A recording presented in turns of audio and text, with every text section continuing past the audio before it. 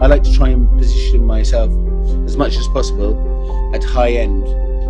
And once I started looking at the cruises, I thought, well, yep, there's a match. So I came, and I haven't been disappointed or let down.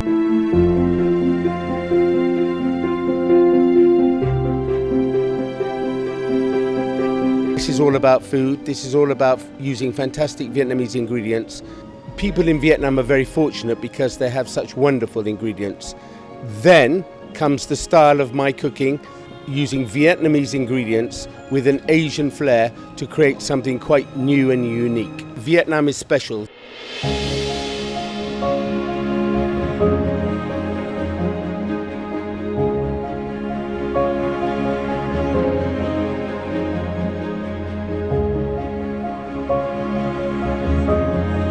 I'm learning from my Vietnamese colleagues.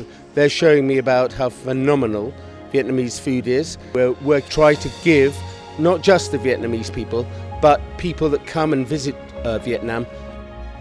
And I'm really loving my time here.